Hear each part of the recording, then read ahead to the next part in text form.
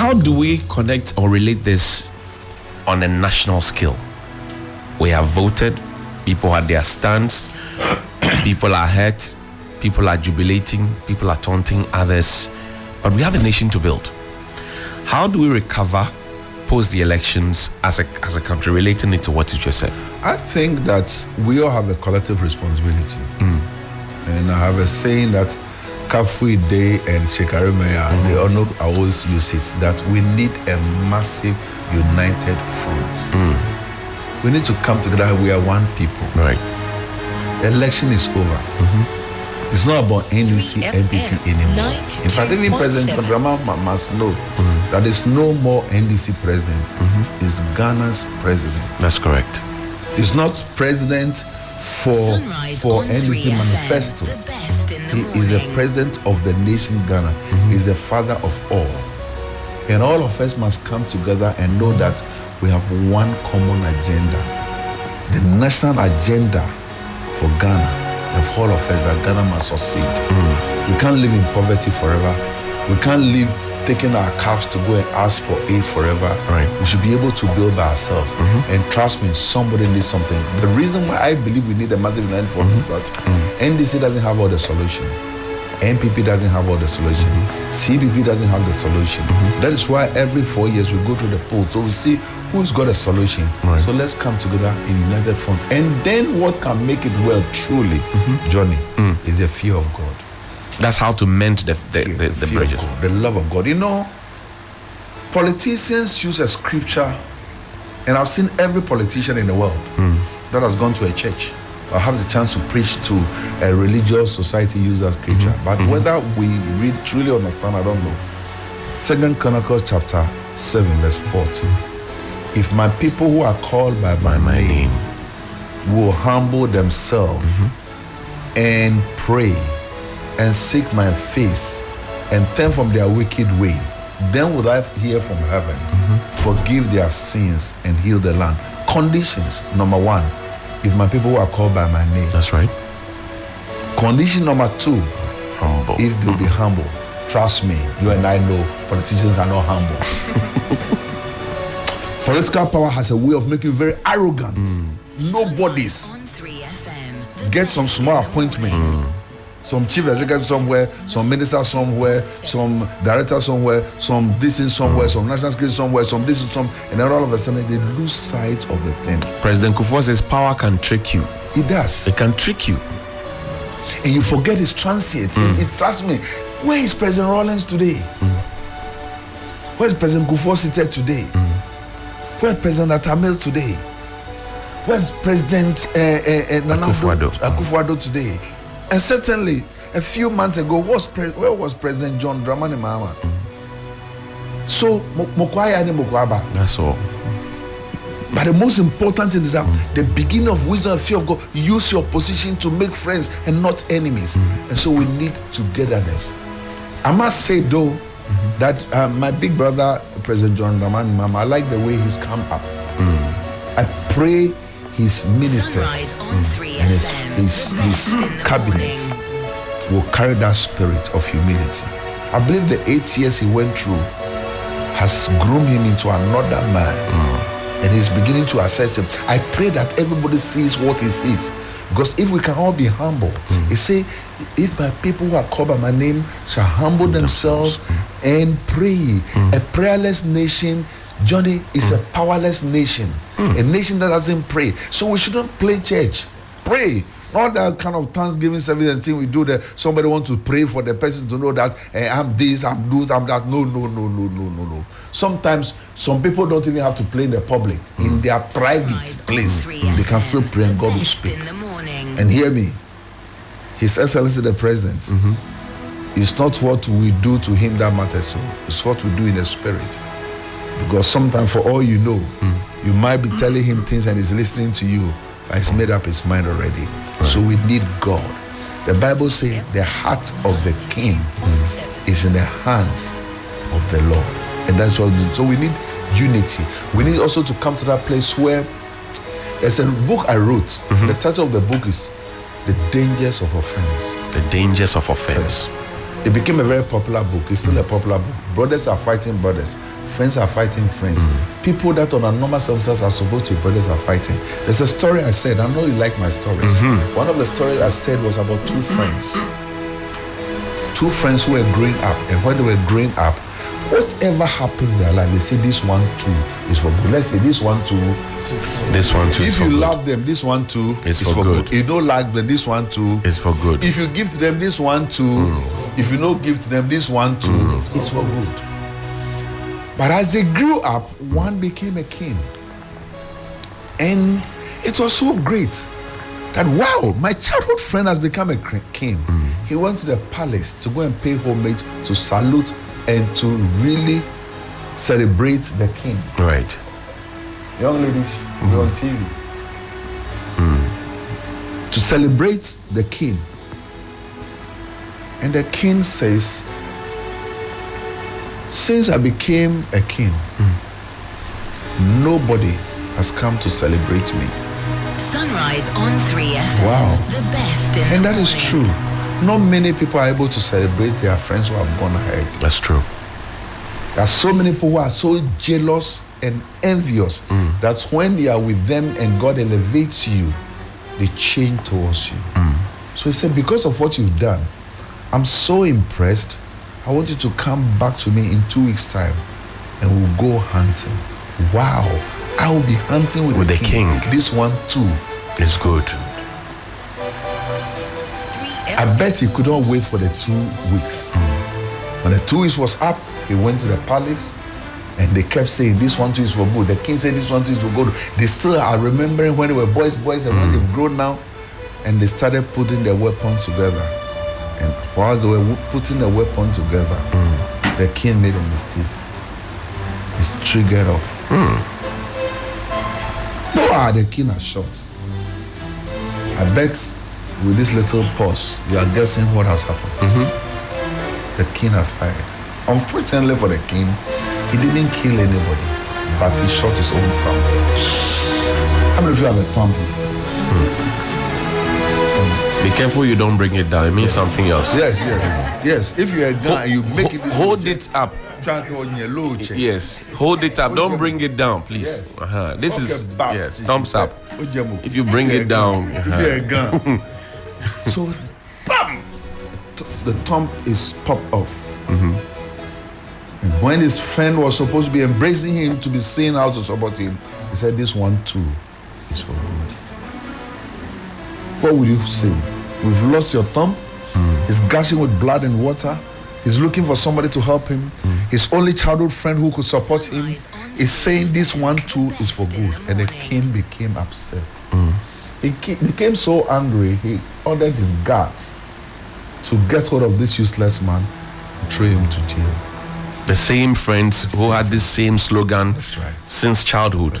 Suddenly, because he became a king and he hurt himself, and somebody said, oh, this one too is for good. So I said no. He said no. And whilst they were taking him, he looked back to the king and said, this one too is for good. I can imagine every journey has an end.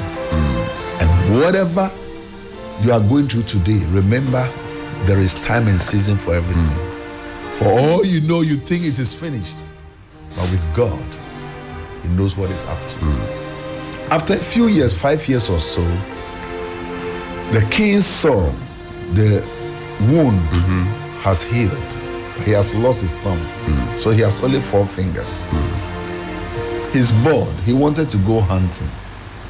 Unfortunately for him, the childhood friend that he would have gone hunting with is in jail. Right. And the relationship is gone now. On 3FM. So he decided to go into the forest alone to hunt. Unfortunately for him, he was met by a group of people called cannibals. Some other people called them barbarians. What do they do? They eat human beings. What do they do? Okay, now I want to hear a word. What did they do? Eat human flesh. And so they captured him. And they say he's a king. They say, oh yes, we can tell from the ornament you have, from the attire you are wearing, from the remnants on your bracelets and your legs and everything that you're a king. But since we started eating human flesh, we've not been privileged. to eat a king's flesh. So your flesh will be nice. So they captured him and they put him on a big tree and they tied him to the tree.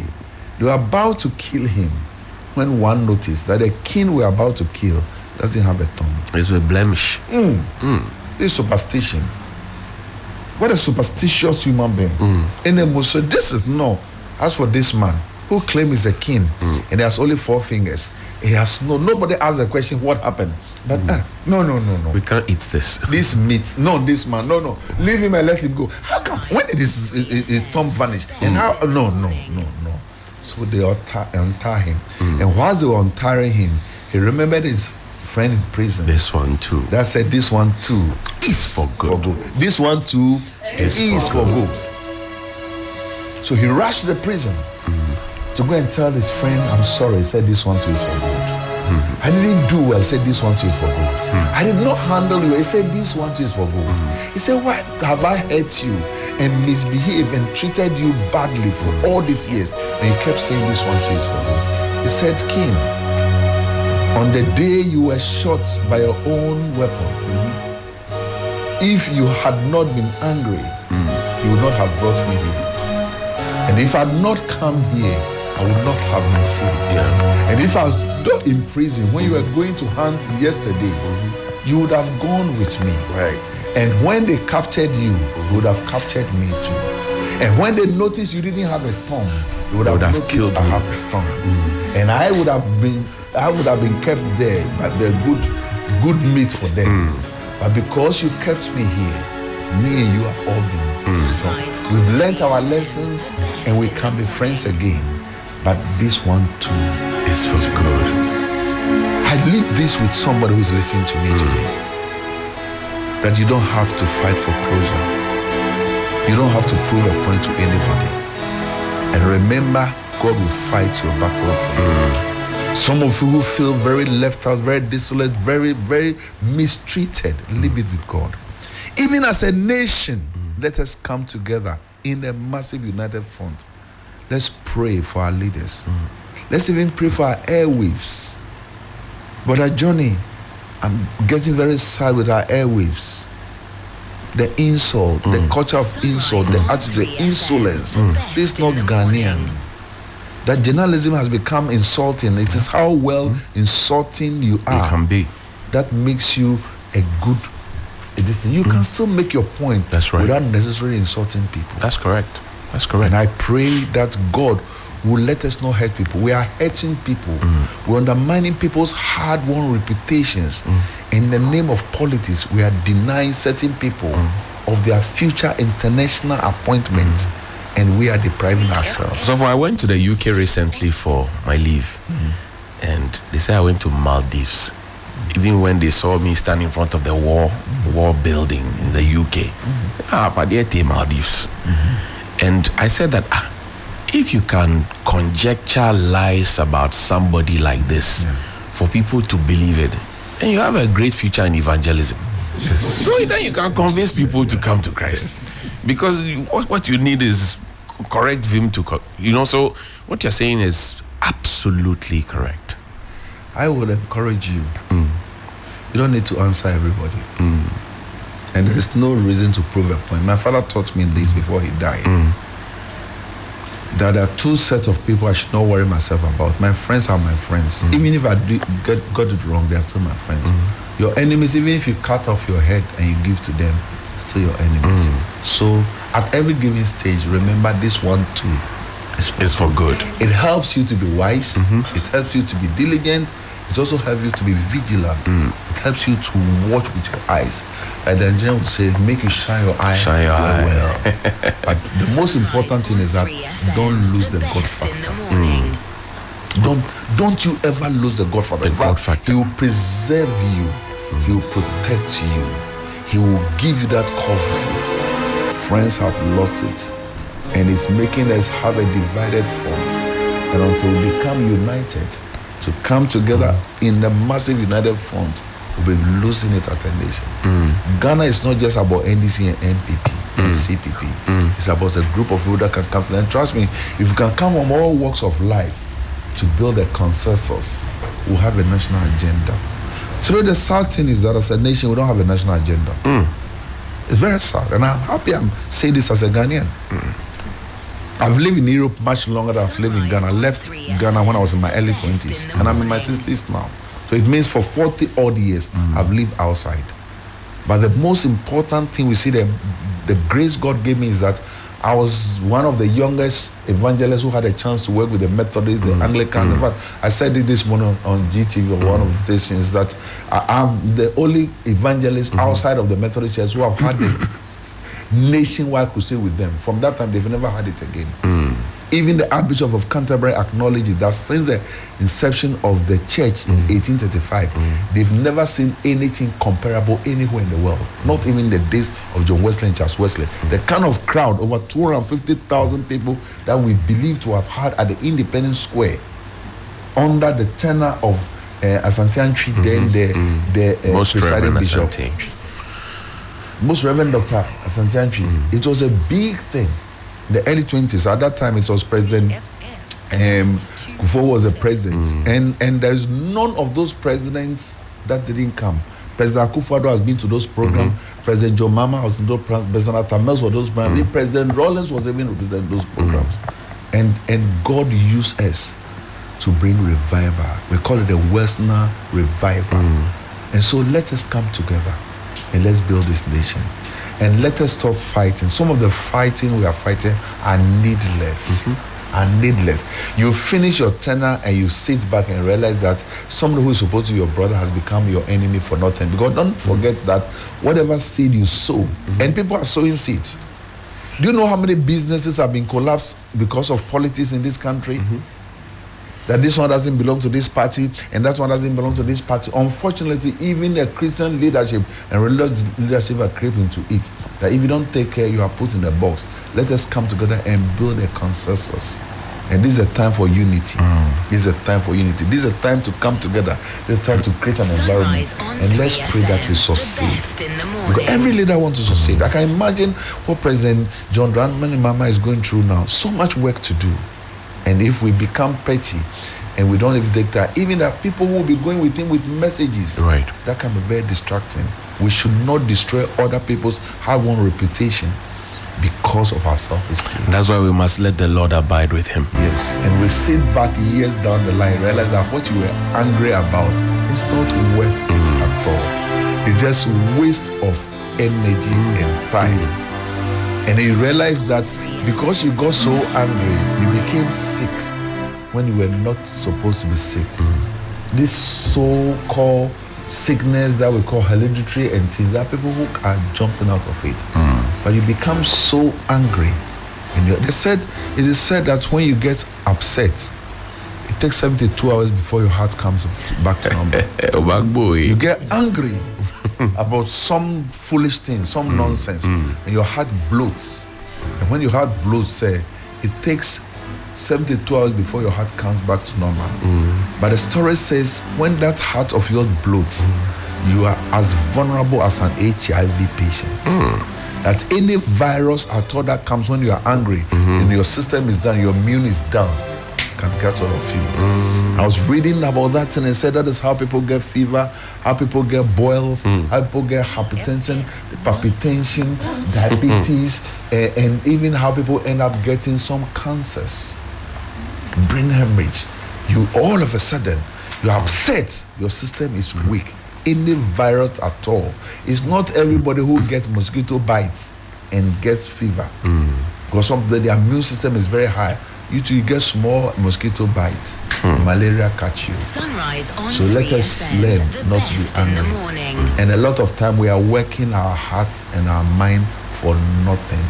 It's not worth it. Learn as a nation and as a people to come together. Create an environment where people will be very comfortable with you. Don't make yourself an enemy. And sometimes we take ourselves too serious. Learn to relax. I even say this to our men of God. Sometimes you see some of the men of God, they make the thing too serious. What are you talking about? Jesus Christ died. And that is a privilege we have. And so it is not by might nor by power. It's not how long you have prayed or how long you have fasted or how long you've been in ministry. It's just by the grace of God.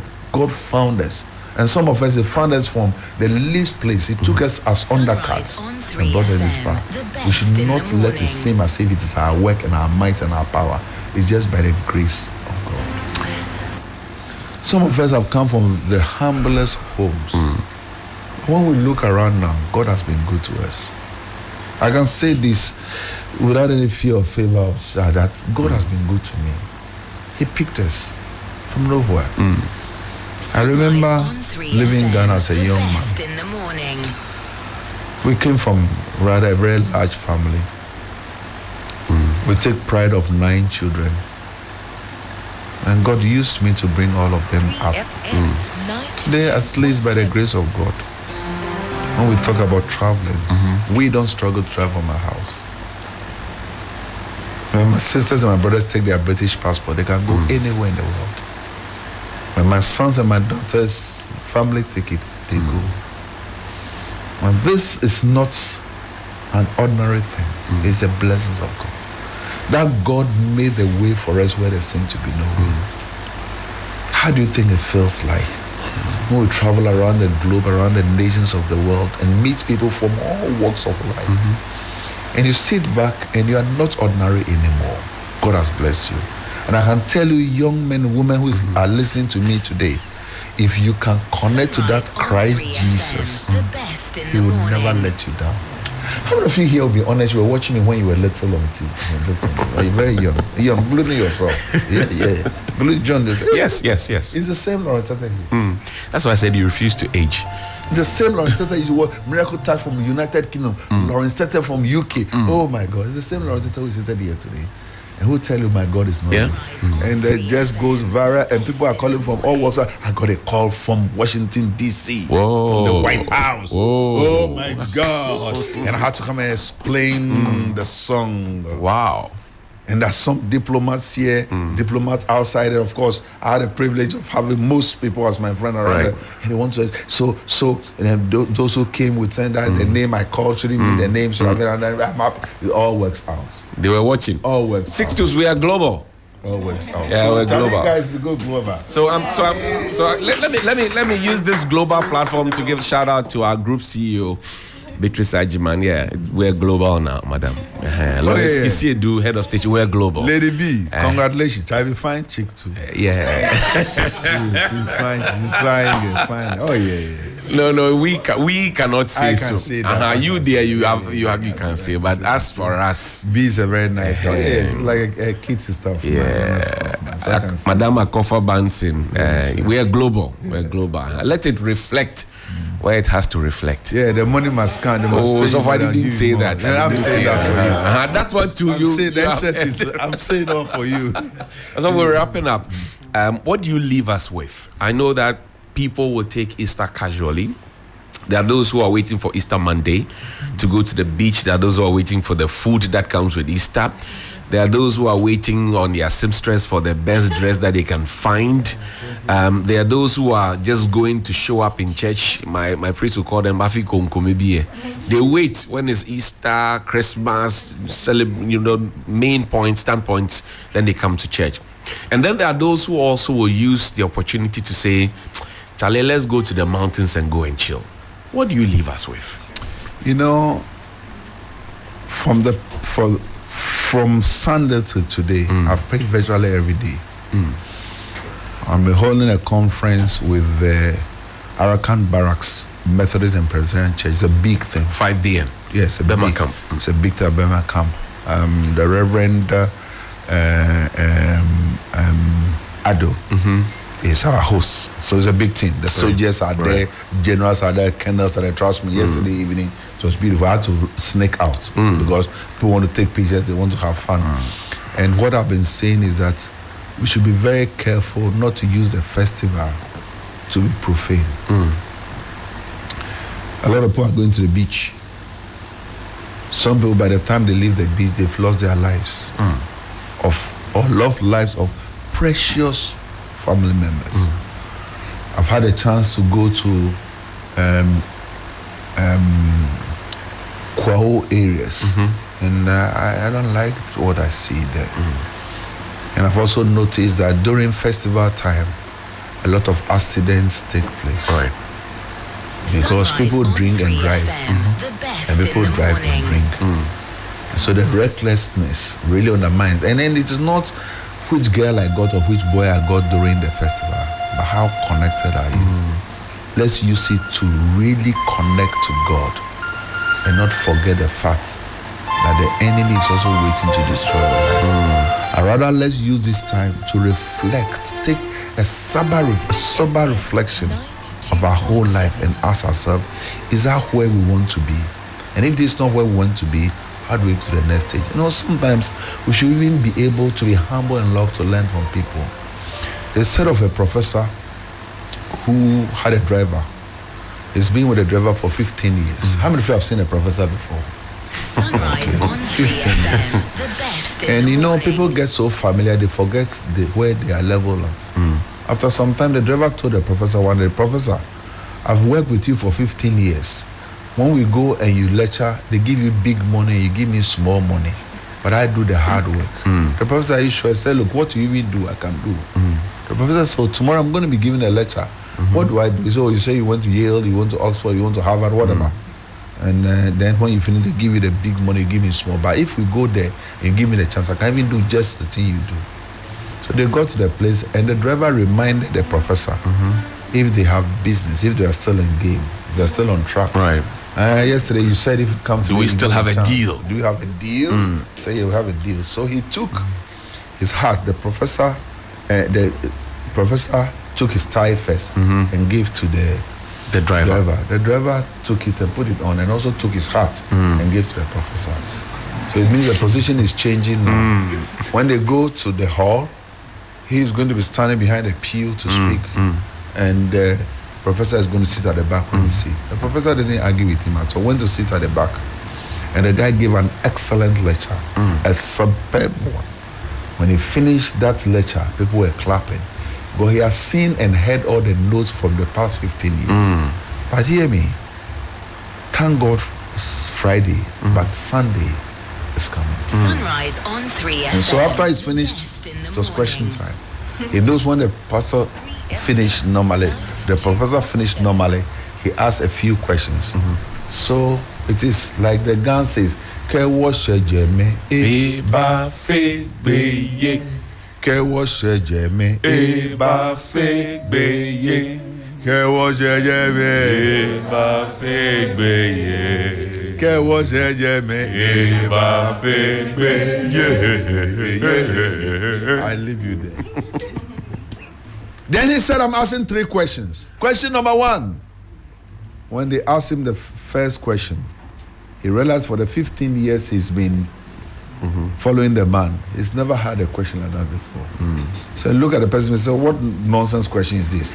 Of all this powerful lecture I've given you, is that a question you asked me? Even my driver at the back there can answer the question. So the driver got up and thanked the person for the question, give the merit, the demerits, give the analysis, do a scientific analysis of the program, and then give an accurate answer. What an apt answer. We were clapping for the driver. Wow. Then there's a second question. The second question was worse than the first one. Say you two, that the nonsense question you asked. Even my driver at the back there can answer the question. The driver got up and thanked them, and what he's supposed to be doing is not doing. The driver did nicely, answered the question, people were clapping. And so I'm asking the last question. I want a sensible question. I don't know what a sensible question is, but I want a sensible question. Right. Unfortunately for him, the sensible question was coming from the organizer of the conference. A lady professor got up and asked the question. He said, you two, you don't know this. Even the professor, my driver at the back there, he knows he can answer. The driver got up, thanked the woman, appreciated her for inviting them there and thanking them that they will have to come back again. And then when they finished, the people say, gentlemen, we brought somebody to come and give us a lecture and to give us a solution. You're only able to deliver a lecture that anybody can deliver. But you couldn't give us one answer, one solution. Rather, it was your driver at the back Who was giving who us had the the answers. answer. So the money we have will go to the driver. 2-6 and loss. We call it 2-6 and loss. It means that it doesn't matter where you are seated. If you are the coach, you are the coach. let's hold on to God, who is the author and the finisher of our faith. And as a nation in Ghana, let's look up to Christ, who is our Redeemer. God bless you. One song and then we'll take the benediction.